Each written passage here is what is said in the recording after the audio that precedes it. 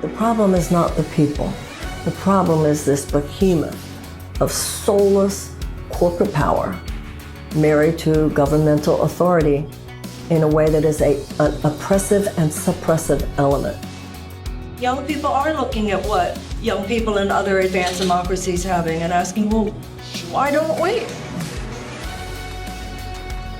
When I was growing up, in the 1970s, the average American worker could afford a house and could afford a car and could afford a yearly vacation and could afford for one parent to stay home if they wanted to help raise the kids and could afford to send their kids to college. That was in the 1970s.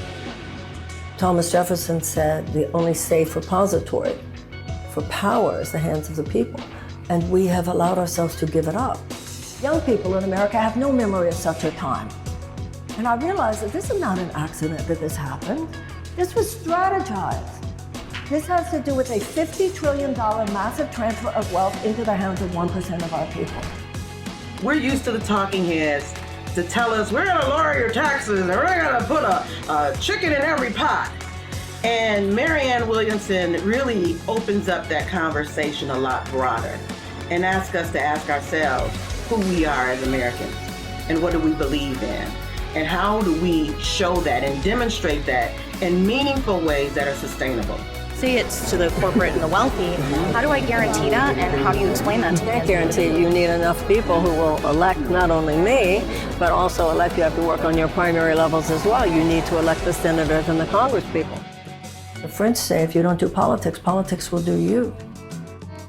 And I think a lot of the people who have routinely said, I'm not into politics, are waking up to the fact that, well, politics has done me. We're still trying to get the industrial polluter to stop polluting in town. It's political why there's so much PFAS in your water. It's political why there are whole sacrifice zones where people's children are getting horrible respiratory illnesses because of the toxins being spewed into the air. It is political that we're ramping up fossil fuel extraction at the very time when we should be ramping it down. It's political whether or not we go into wars like Iraq. It's political whether or not we have universal health care. So I think a lot of people are beginning to awaken. And what they really mean by I'm not political is I'm not part of that vicious, corrupt, toxic system. We have to wake each other up right now, because the only thing that will change that system is the arousal of enough people that we override those forces.